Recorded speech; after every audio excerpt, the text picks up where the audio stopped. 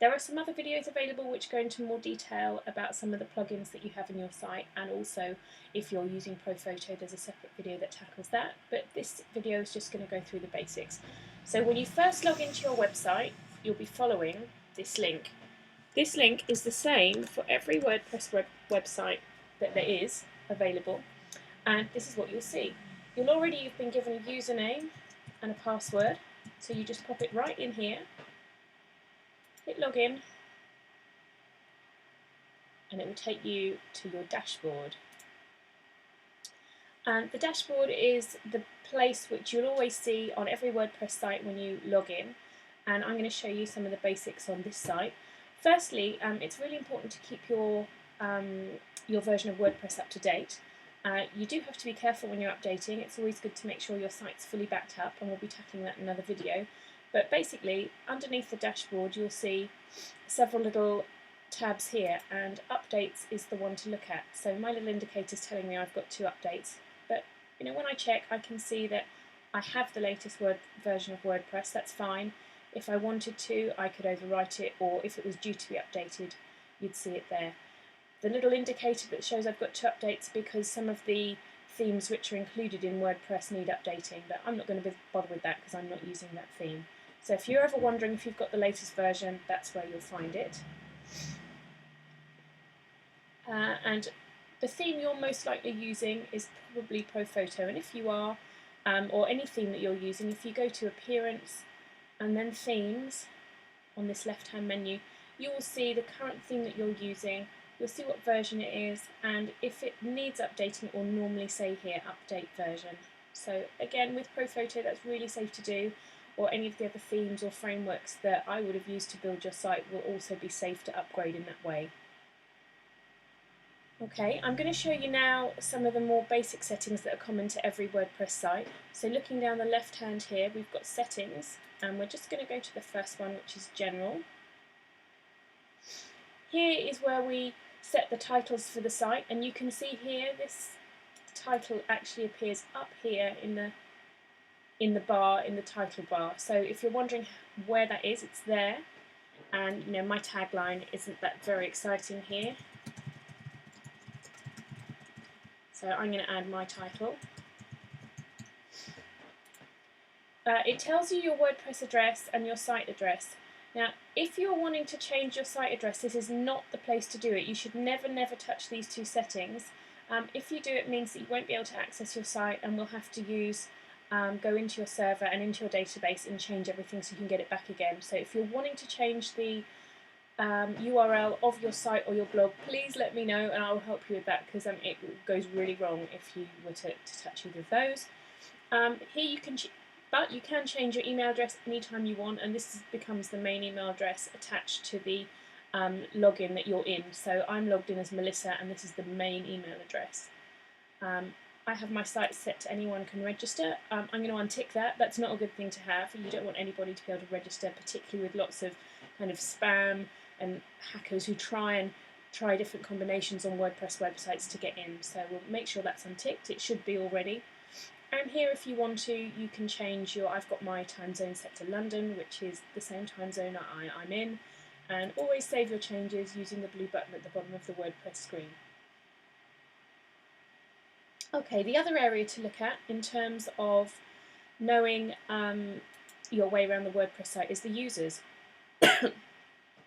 So I can see I've got lots of users because I have a database of people who I have built to capture their data and get my newsletter. But you probably will just see yourself there. So if we were to have a look for me,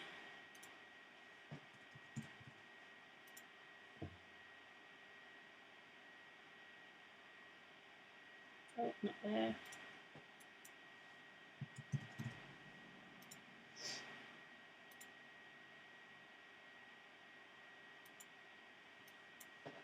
There I am. So I'm going to go in and have a look at my profile.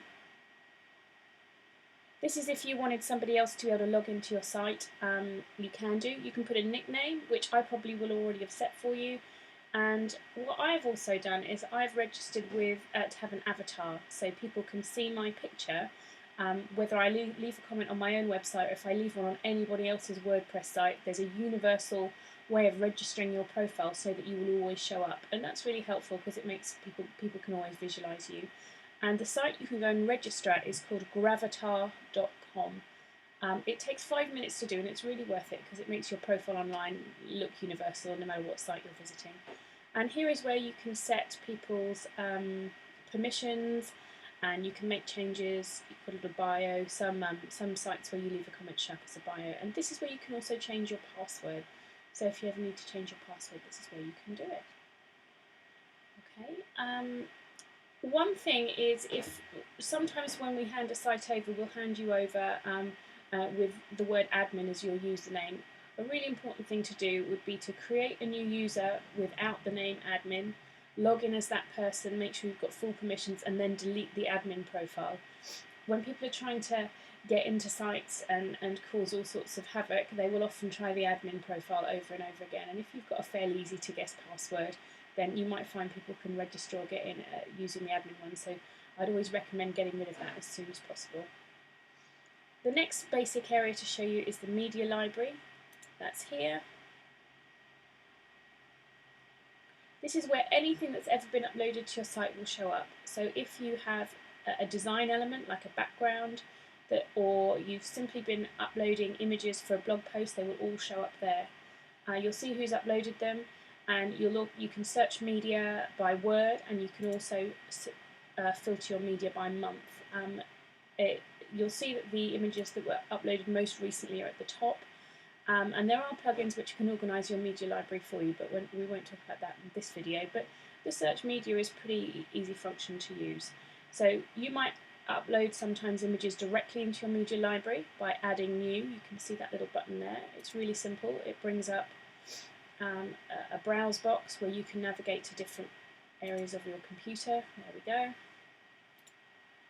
Or most likely you'll probably do it when you do a post, when you write a new blog post. Okay, so the two types of areas which you're going to edit basically are the static pages of your website, and those static pages are the ones which never change. They can be an about page or an information page. You can see I have got an about page there, which is a static page. Let's go into that page, and what you'll see is what's called the WordPress post editor or visual editor. Most people will be really happy working in the visual editor. It works pretty much like Word or a similar program. You can just type in there. It's really simple. You can backspace and delete, and directly from here into this WordPress editor you can also add media. So when it opens up that window, you can either choose directly from the media library, or you can go and navigate and upload something from a different place on the computer. So if I was to choose a simple image here, there we go. I can choose how big to insert it. I'm going to insert it at full size. I'm going to insert it into the page, and it immediately appears directly in front of me. It's really straightforward, and you can actually grab, if you're uploading say 20 or 30 images at a time, if you're doing a blog post which is image based, it's super quick and super simple. And as soon as you've done that, you just hit update.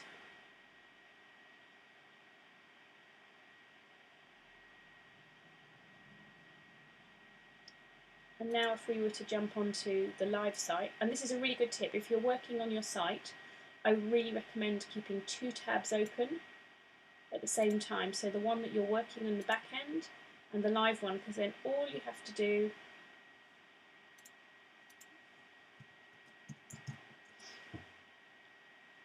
is refresh the browser, and you'll immediately be able to see the change. There it is. Okay. If I wanted to get rid of that, I would simply remove that, hit update,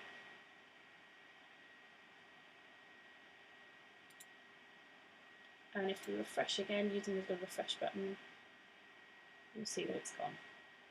Really straightforward. Okay, the other type of editing you might like to do is posts. And these are your blog posts, your news posts, your latest news, and they behave in exactly the same way as pages.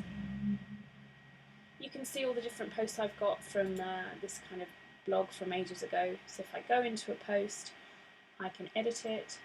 I can choose the categories that it's going to appear in. You can see all the different ones I have there. I could add a new category right there and then if I wanted to create one. And again, you can just go edit, add images, no problem at all.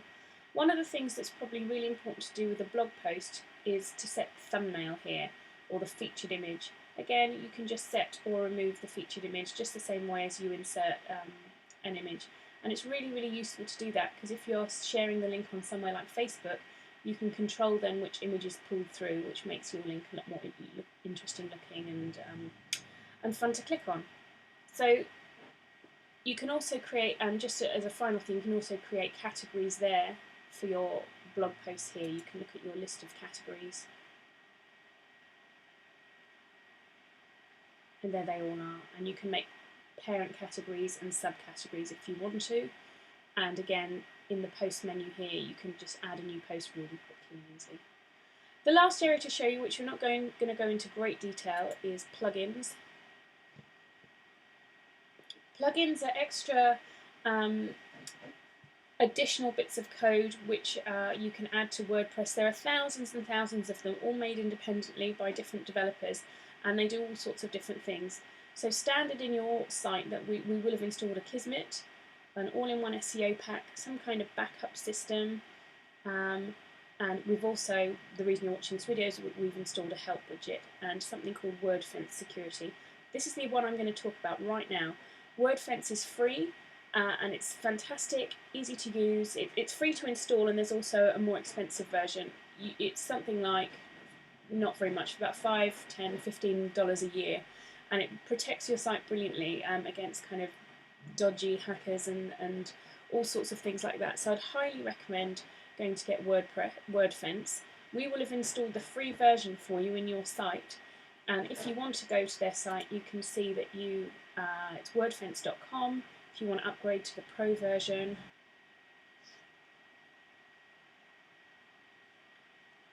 okay, well it's very, very simple. You go to wordfence.com, register. It gives you a activation code, and you come back, put it into the WordFence plugin over here under options, and then you'll be fully protected for against nearly any kind of WordPress problems that you might have. Okay, that's it for now. There's a few other videos to watch which explain different parts of your website, but enjoy, and if you have any questions, pop to the Design Lounge on Facebook and we'll see you there. Thanks. Bye.